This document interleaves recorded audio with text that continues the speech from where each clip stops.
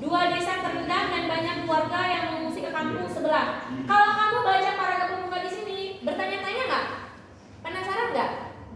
Kronologinya gimana sih?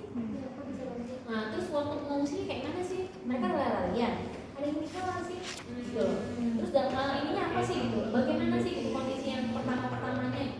Itu ya. Jadi paragraf pembuka betul adanya harus menarik pemikiran si pembaca untuk dapat mau membaca selanjutnya. Ya. Yang kedua adalah paragraf penghubung. Paragraf penghubung berisi mengenai inti persoalan yang dibahas.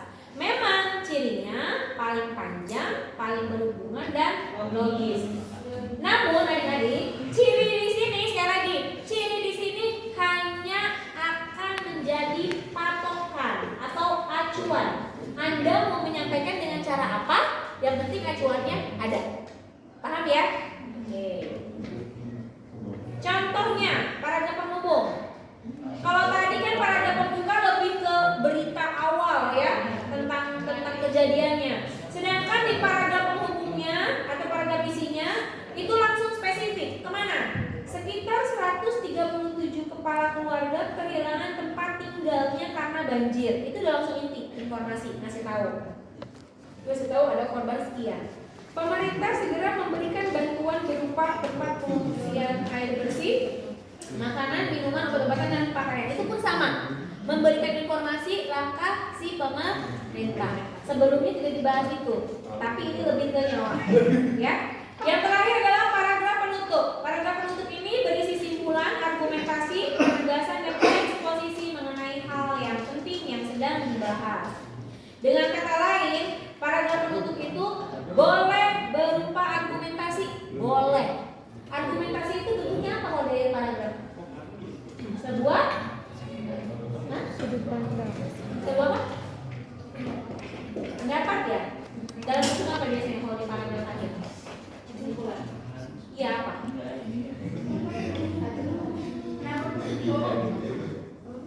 Tapi biasanya tuh kayak ranci. Apa ya? Dalam bentuk argumentasi loh, argumentasi itu berarti dalam bentuk pertanyaan. Pernah nggak di akhir berita atau di akhir cerita itu ada pernyataan yang merupakan pertanyaan? Lalu benarkah? Akankah? Bisakah? Nah, itu pertanyaan. Itu yang dimaksud dengan ciri paragraf penutup yang bersifat argumentasi. Itu contohnya ada ya, silakan baca sendiri. Penghubung antar paragraf itu memiliki kata, bukan paragraf ya, atau bukan kalimat. Jadi kata yang merupakan kata hubung antar paragraf. Nah, yang bisa menghubungkan paragraf satu paragraf selanjutnya itu ada contohnya beberapa, silakan adik-adik lihat di PPT ya. Itu yang bisa adik-adik pakai. Ada intra, ada antar. Apa bedanya?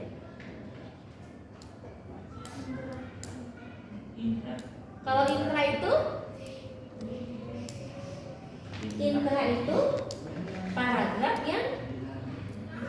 paragraf yang masih satu gagasan utama. Ingat bukan pokok, gagasan utama. Kan satu gagasan bisa jadi beberapa paragraf. Nah, itu yang dimaksud dengan intra. Tapi kalau antar itu membedakan antara paragraf satu dengan paragraf selanjutnya yang berbeda. Misalnya nih, paragraf pertama wacananya ini tentang ciri-ciri. Paragraf selanjutnya tentang manfaat. Itu udah beda. Namanya antar.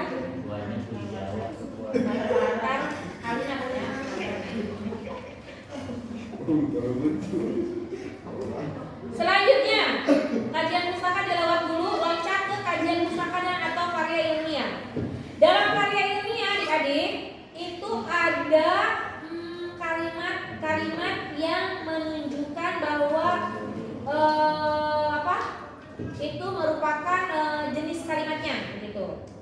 Yang pertama ada kalimat analitis atau analytical truth. Kalimat yang berisi sebuah kebenaran dan disusun sesuai dengan kata-kata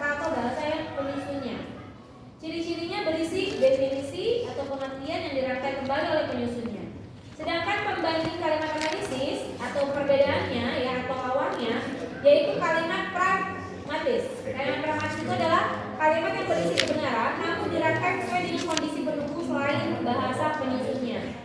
Dengan kata lain adik-adik, kalau kalimat analitis itu benar-benar kata. Ya, sekali lagi benar-benar kata. Bahasanya bahasa kata tulis atau lisan. Sedangkan pembanding yaitu kalimat pragmatis lebih ke bahasa tubuh. Pragmatis bentuk memperlihatkan sikap, ya. Dan yang terakhir adalah kalimat kontradiktif. Kalimat kontradiktif adalah kalimat yang kebenarannya bertentangan dengan penyusunnya. Jadi tidak sesuai dengan yang diharapkan, gitu ya.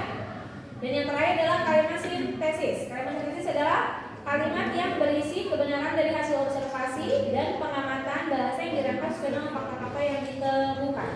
Adik-adik, kalau ada pertanyaan, contoh kalimat sintesis itu adalah kalimat pada tajuk rencana atau berita-berita lapangan. Ya, berita-berita lapangan itu bisa fakta, bisa kejadian, gitu ya. Itu kalau kalimat sintesis. Kalau kalimat kontradiktif adalah kalimat yang merupakan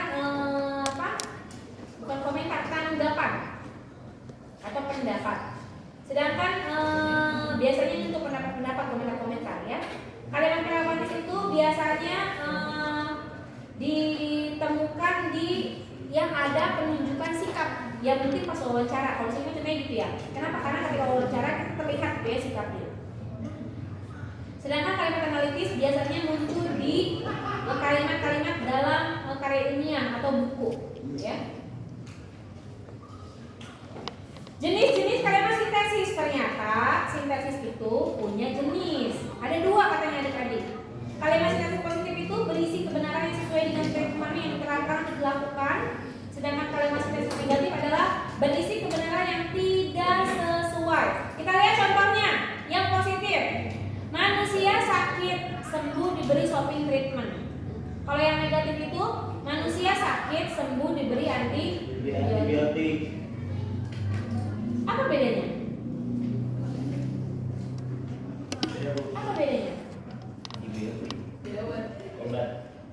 Pada kenyataannya orang sembuh dikasih obat atau dikasih duit? Duit.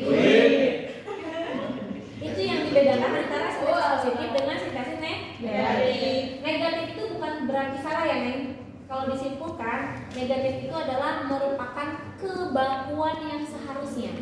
Kan kalau orang sakit harusnya sembuh pakai obat. Tapi sekarang banyak meme dan plesetan bahwa orang sakit harus dikasih uang atau diajak jalan. Itu namanya sintesis positif. Jadi sebenarnya bukan itu, tapi tujuannya itu. Dibalik ya.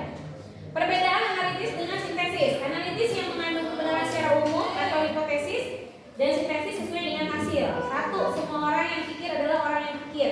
2. Semua orang yang pikir adalah orang kaya. 3. Semua orang pikir harus dikasihani. Jadi ada hipotesis itu jawaban sementara yang tidak sesuai. Yang mana yang tidak sesuainya? Yang nomor